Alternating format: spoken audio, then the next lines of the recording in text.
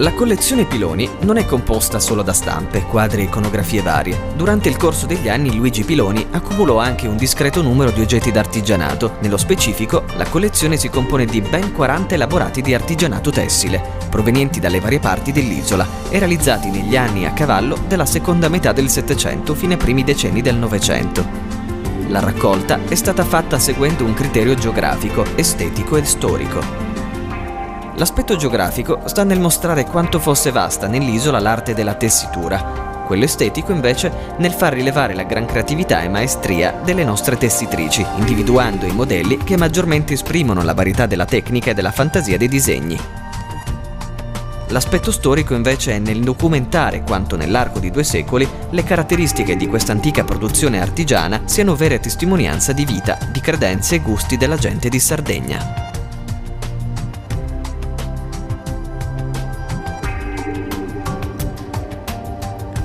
Tra i 40 elaborati tessili della collezione del Piloni vi sono 32 tappeti di indiscusso valore.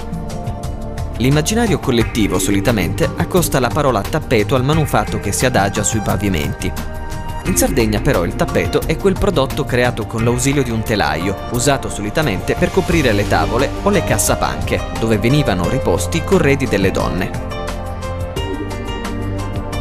Scorrendo i manufatti esposti, possiamo ammirare dei copricasse risalenti al periodo che va dal 1750 al 1800, tutti provenienti dalle zone del Campidano. Di altrettanto interesse sono i cosiddetti coberibancu, provenienti da Morgongiori, un piccolo comune che sta nella provincia di Oristano. Questi manufatti realizzati al telaio si caratterizzano con colori e motivi decorativi differenti a seconda del paese di provenienza. Tra i motivi decorativi più in uso, oltre a quelli geometrici e vegetali, spiccano in genere elementi tratti dalle iconografie religiose, simboli ed animali. La colorazione può essere naturale oppure ottenuta artificialmente.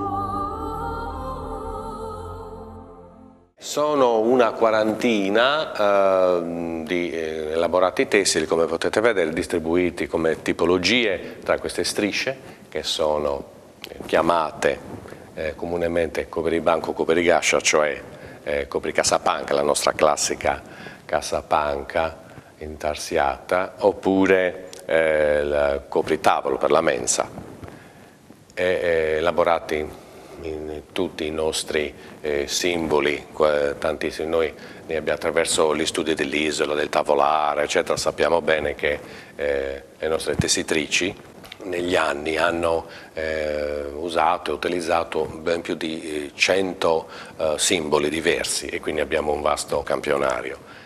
Non c'è una simbologia più ricorrente perché dipende dal gusto della singola tessitrice.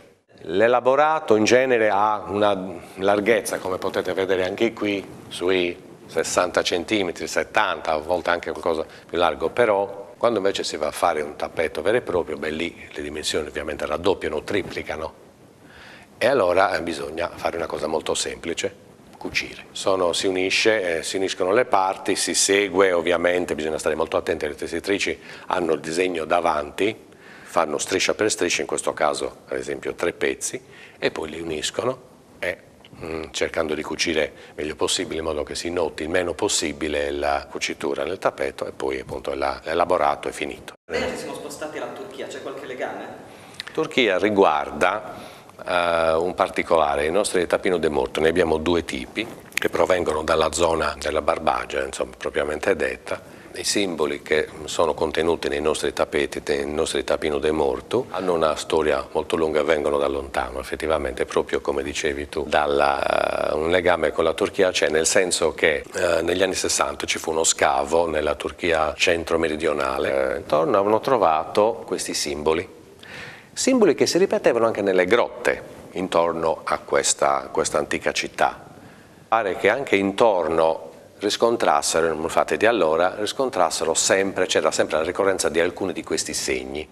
I telai sono 2 principalmente, cioè quello verticale, quello a tensione, che è quello più antico, quello più arcaico, è cominciato così, e poi c'è quello orizzontale, più pratico e che consente anche attraverso i lici, l'uso dei lici, una maggiore lavorazione, più ricca. I colori sono quelli naturali, almeno fino a una certa epoca.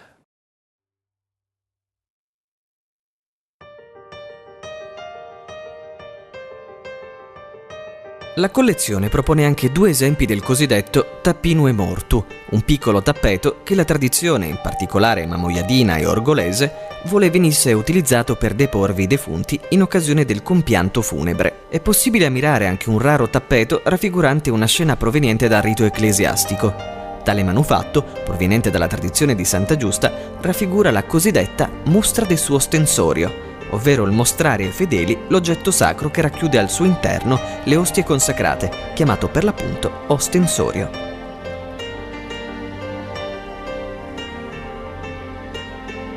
Completano la collezione dei manufatti tessili le 4 Bertulas, tutte provenienti dalla zona del Campidano. Le Bertulas, ovvero delle bisacce ottenute cucendo 2 tasche a una striscia di tessuto, vengono utilizzate per caricare oggetti su quadrupedi da soma, oppure portate a spalla, sempre per il trasporto degli oggetti. Esistono vari tipi di Bertulas che si differenziano per la realizzazione. Quelle d'uso quotidiano hanno dei colori e dei disegni sobri, mentre quelle festive si caratterizzano per i colori sgargianti e l'esuberante decoro geometrico floreale.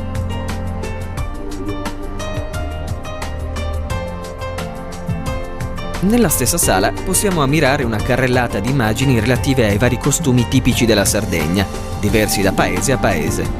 I costumi sardi sono particolarmente elaborati e variopinti, ricchi e a colori vivaci quelli delle donne, più severi invece quelli degli uomini.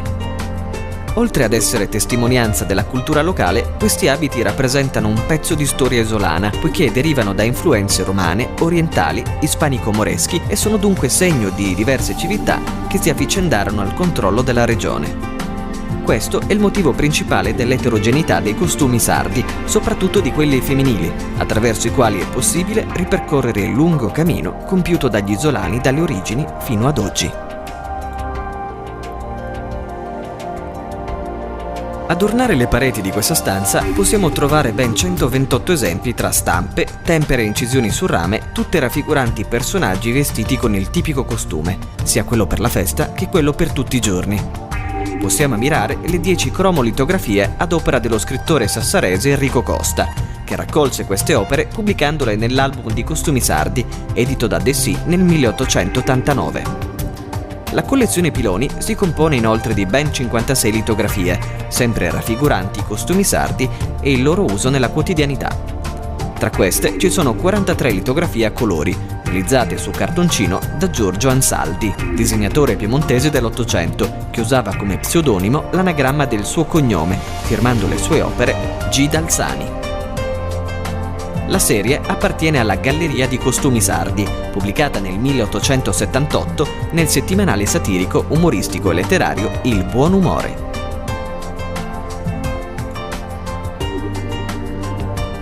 Agli inizi dell'Ottocento, sempre più editori rimasero colpiti dalla bellezza del costume tradizionale sardo, tanto che esistono ad oggi numerose pubblicazioni su tale argomento. Alcune di queste possiamo ammirarle grazie al paziente e sapiente lavoro di Luigi Piloni. Custodite in bacheca possiamo trovare infatti numerose stampe, disegni, acquerelli e varie tempere, raffiguranti i vari costumi sardi, sia di uso comune che come abito della festa. Possiamo ammirare inoltre una serie di tempere datate al 1823, realizzate dal pittore Simone Manca, che ritraggono i costumi di alcuni paesi del Sassarese, per l'appunto Ittiri, Osilo e Ploaghe, e infine il costume tipico della città di Nuoro. Molto interessanti sono anche i 12 acquerelli dell'artista piemontese Fiole, che durante il suo soggiorno in Sardegna, avvenuto dal 1819 al 1823, si dilettò nella realizzazione di queste piccole opere. La collezione Piloni si compone di una eterogeneità di stili e tecniche. Tra stampe, litografie e acquerelli possiamo trovare anche un interessante disegno a china, realizzato da Antonio Ballero, che ritrae Lussorio Cannas, un pastore vissuto a Orzulei. Sicuramente interessanti anche le tavole di uno degli artisti più presenti tra tutti quelli che compongono la collezione Piloni. Si tratta delle 6 tavole realizzate da Giuseppe Cominotti, richieste dal generale Alberto della Marmora e pubblicate nella prima edizione del libro Viaggio in Sardegna.